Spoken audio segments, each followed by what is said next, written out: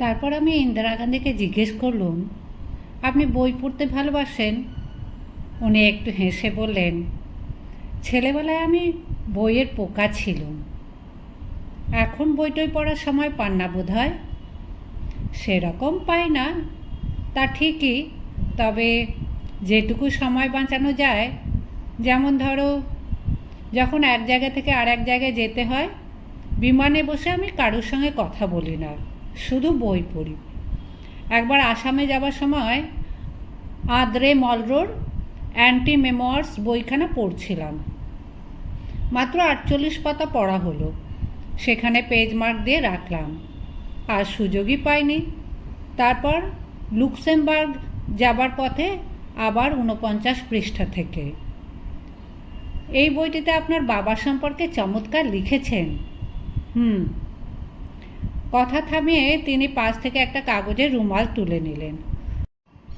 সেটাতে একটা সুগন্ধ রয়েছে। বিমান যাত্রার সময় এরকম কাগজের রুমাল দেয়, আমি দেখেছি। একটু ভিজে ভিজে থাকে, মুখ মুছে নিলেও পরিষ্কারও হয়, আবার গন্ধের জন্য মন ভালোও হয়। এয়ার হোস্টেস যখন ট্রেটা বাড়িয়ে দিয়েছিল, তখন একটার বদলে 3টি তুলে নিয়েছিলাম। এরকম নিয়ম নয়, তবে আপত্তি করেনি। উনি কি একটার বদলে 3টে তুলে নেন কখনো? তারপর মনে পড়ল, ওর দরকার হয় না, ওকে এরকম দ্বিধায় পড়তে হয় না। উনি পায়ের ওপর পা তুললেন, উড়ুর কাছে শাড়ি প্লেন করলেন এক হাত দিয়ে, শিশুর মতন চিবুকটি উঁচু করে এক পলক চিন্তা করে নিলেন অন্য কিছু। তারপর উদাসীনভাবে বললেন, সবাই আমার কাছে এসে নানা রকম প্রশ্ন করে, আমি কাউকে কোনো প্রশ্ন করি না। আমার কাজ শুধু উত্তর দেওয়া, এবং অধিকাংশই অবান্তর প্রশ্ন। প্রায়। আমার আর একটা প্রশ্ন আছে, কীরকম লাগে জীবনটা? এর নাম কি সুখ? সুখ? হ্যাঁ, সুখের কথা চিন্তা করিনি। জীবনে যখনই কোনো সংকট এসেছে, তখনই ভেবেছি আমায় যেন কেউ হারাতে না পারে। কখনো তো হারিনি আমি, অনেক কিছুই অসম্পূর্ণ আছে, কিন্তু হেরে যায়নি। আপনি বোধহয় রবীন্দ্রনাথের গান্ধারীর আবেদন পড়েননি? সেখানে তিনি এই কথাই দুর্যোধনের মুখে বলিয়েছেন, সুখ চাহি নাই মহারাজ, জয় চেয়েছেনু, জয়ী আমি আজ। ক্ষুদ্র সুখে ভরে না কো ক্ষত্রিয়ের ক্ষুধা। তুমি আমার সঙ্গে দুর্যোধনের তুলনা করলে। এবার আপনি প্রশ্ন করছেন। এটা পাল্টা প্রশ্ন, উত্তরটাকেই পরিষ্কার করে নেবার জন্য। না, তুলনা করিনি। কাব্যের সঙ্গে জীবনের তুলনা চলে না। তাছাড়া মহাভারতের দুর্যোধন আর রবীন্দ্রনাথের দুর্যোধন এক নয়। আমি বলতে চাইছিলাম, যাদের হাতে শাসনভার থাকে তাদের কাছে জয়টাই প্রধান। রাজধর্মে ভাতৃধর্ম বন্ধুধর্ম নাই, শুধু জয় ধর্ম আছে। আমি ওটা আমার ব্যক্তিগত জীবন সম্পর্কে বলছিলাম।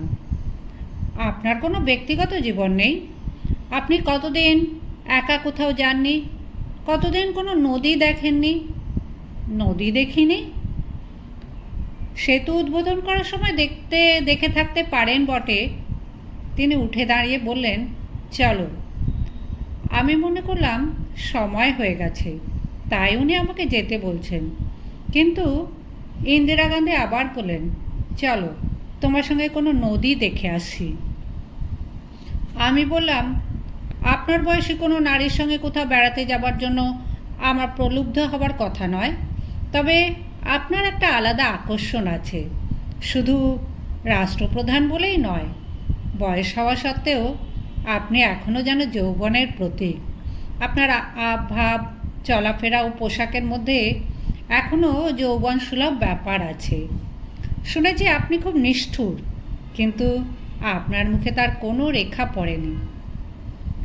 আমরা নদী সম্পর্কে কথা বলছিলাম, যাবে? সঙ্গে আপনার 57 জন দেহরক্ষীও যাবে নিশ্চয়ই। উনি একটু হেসে বললেন, 57 জন? তুমি গুনেছ নাকি? আমি তো জানি না। একবার রবীন্দ্র সদনে একটা উৎসবে আপনাকে দেখেছিলাম, তখনই শুনেছিলাম সর্বসমেত 57 জন ব্যক্তি আপনাকে পাহারা দিচ্ছে। বাইরে জল খেতে গেছি, সেখানেও দেখি কলের কাছে একজন লোক দাঁড়িয়ে, দেখলেই বোঝা যায় প্রহরী। তিনি আমাকে বলেছিলেন, আমি এখানে দাঁড়িয়ে আছি বলে কেউ জল খেতে আসছে না, অথচ আমার এখানেই দাঁড়াবার কথা। এইরকম হয় বুঝি? যাই হোক, চলো, আজ আমি একাই গঙ্গার ধারে যাব। একথা ঠিক, আমি পৃথিবীর সর্বত্র গেছি, করতলের মতনই পৃথিবীটা চিনি, তবে অনেক দিন কোনো নির্জন নদী তীরে দাঁড়াইনি। কলকাতার গঙ্গার ধার খুব সুন্দর, পৃথিবীর বিখ্যাত দৃশ্যগুলির একটি, কিন্তু আপনি সেখানে যেতে পারবেন না। আপনি নিষেধ করলেও রক্ষীরা শুনবে না, একটু দূরে থেকে আপনাকে অনুসরণ করবে। তাছাড়া কি বলতে আমার দ্বিধা হচ্ছে, অভয় পেলে বলতে পারি। বলো। গঙ্গার ধারেই সেই আততায়ী যে রয়েছে, তার মানে পৃথিবীর প্রত্যেকটি জায়গাতেই কি আপনার জন্য একজন আততায়ী অপেক্ষা করে বসে নেই? নইলে এত রক্ষী কেন? উনি একটা নিঃশ্বাস ফেলে বললেন, তা আছে, এটা তো অস্বাভাবিক কিছু নয়। আমাকে সরিয়ে দেওয়ার ব্যাপারে অনেকেরই স্বার্থ আছে, পৃথিবীর সব রাষ্ট্রপ্রধানের ক্ষেত্রেই এরকম হয় জানি, কিন্তু সব সময় আমাকে একজনকে হত্যা করতে চায়, এই চিন্তাটা কেমন লাগে? সব সময় মনে থাকে না। সব সময় রক্ষী থাকা মানেই চেতনে হোক অবচেতনে হোক এটা মেনে নেওয়া, অভ্যেস হয়ে যায়। এটাও part of the game. Rabindra সদনের বাইরে জল খাবার জায়গায় যে লোকটি একা দাঁড়িয়েছিল, তার সেই দাঁড়িয়ে থাকার ভঙ্গির মধ্যে অদ্ভুত একটা কিছু ছিল, সেই জন্য আমি সপ্রশ্ন চোখে তাকিয়েছিলাম। তার ভঙ্গি অলস অথচ সতর্ক, অন্যমনস্কের ভান অথচ নজর তীক্ষ্ণ। নিশ্চয়ই ওর কাছে কোনো অস্ত্র ছিল। ওই লোকটিও আমি আততায়ী ভাবতে পারতাম, কিন্তু ও ছিল প্রহরী। ভেবে দেখতে গেলে আততায়ী ও প্রহরীর মধ্যে মিল আছে। উনি আমার কথা শুনে বিরক্ত হলেন মনে হলো। বিখ্যাত ভঙ্গিতে ভুরু কুঁচকে তাকিয়ে রইলেন একটুক্ষণ, তারপর বললেন, কথায় কথা বাড়ে। আমি নদীর কাছে যেতে চাইছিলাম, একা। একা? হ্যাঁ, এবং তুমি আমায় রাস্তা চিনিয়ে নিয়ে যাবে। জানো বোধ হয় আমি কোনো শহরেরই রাস্তা চিনি না। হঠাৎ ভিড়ের কলকাতা শহরের মাঝখানে আমাকে ছেড়ে দিলে আমি বাচ্চা মেয়ের মতন হারিয়ে যাব। কিন্তু তার আগে গঙ্গার ধারে সেই আততায়ীর ব্যাপারটা নিষ্পত্তি হওয়া দরকার নয় কি? মনে হয় সেখানে কোনো আততায়ী নেই। তুমি তো বললে সেটা খুব সুন্দর জায়গা। অ্যাব্রাহাম লিঙ্কন যখন মুগ্ধ হয়ে নাটক দেখছিলেন, তখন মঞ্চের ওপর থেকেই লাফিয়ে এসেছিল আততায়ী। খুনির সৌন্দর্যবোধ নেই? কিন্তু আমাকে মারতে চাইবে কেন? আমি কি এই দেশটাকে বাঁচাবার জন্য প্রাণপণ চেষ্টা করছি না? দেশটাকে বাঁচানো বড় কথা নয়, কথা হচ্ছে কে তাকে বাঁচাবে। সব কিছুর থেকেই বড় হচ্ছে সেই আমি। মৃত্যু না হলে কিংবা নিহত না হলে কেউ দেশের পরিত্রাতার ভূমিকা ছাড়তে চায় না। আমরা কথা বলছিলাম নদীর সম্পর্কে। নদী নয়, নদীর তীরে একা দাঁড়ানো সম্পর্কে। ঠিক, তুমি হঠাৎ এই কথাটা বলেছিলে কেন? আমি কতদিন কোনো নদী দেখিনি। আপনি বলেছিলেন আপনার ব্যক্তিগত জীবনের সম্পর্কে কিছু একটা। আমি বলছিলাম আপনার কোনো ব্যক্তিগত জীবন নেই, সেই জন্যই নদীর কথা আসে। আপনার এরোপ্লেন আছে, হুকুম আছে, সেতু উদ্বোধনের তারিখ আছে, কিন্তু আপনার কোনো নদী নেই। তাতে কিছু যায় আসে না? তাহলে তবু হঠাৎ আপনি নদী দেখতে চাইলেন। চলো, আমাকে কেউ চিনতে পারবে না, কেউ বিশ্বাসযোগ্য মনে করবে না আমার চেহারা। বড় জোর বলা বলি করবে, ওকে ঠিক ইন্দিরা গান্ধীর মতন দেখতে। স্বয়ং ইন্দিরা গান্ধী হতেই পারে না।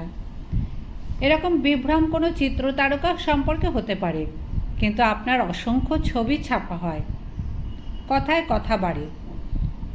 চলুন তাহলে দেখা যাক পরীক্ষা করে। রাজভবনের গেটের বাইরে আমি অপেক্ষা করছিলাম। উনি একটা সাদা শাল জড়িয়ে বেরিয়ে এলেন। সন্ধে হয়ে গেছে অনেকক্ষণ। আমাকে 2টো সিগারেট পোড়াতে হয়েছিল। উনি এসে বললেন, কোনো দিন আমি এখানে পায়ে হেঁটে ঢুকিনি কিংবা বেরোইনি, তাই আমাকে কেউ লক্ষ্য করেনি। সবাই আমার গাড়িটা পাহারা দিচ্ছে। নিশ্চয়ই আপনার সঙ্গে প্রতি 5 মিনিট অন্তর আরও অসংখ্য লোকের দেখা করার কথা ছিল। অনেক দাবি, অনেক অনুগ্রহ, অনেক প্রতিবাদ। তা ছিল, কিন্তু যুবক, তুমি নিজেকে বিশেষ সৌভাগ্যবান মনে করো না। মনে রেখো, তুমি আমার পথপ্রদর্শক মাত্র। অদূরে গঙ্গা, আপনি সোজা চলে যান। তুমি রাগ করলে? আপনাকে একটু আগে আমি বলেছিলাম যে নারীর সঙ্গে সান্ধ্য ভ্রমণে আমি কখনো নিজেকে সৌভাগ্যবান মনে করি বটে, কিন্তু আপনার ক্ষেত্রে সে কথা আসে না। ইংরেজিতে যাকে বলে ফুল থ্রোটেড লাফটার, তিনি সেইভাবে হাসলেন।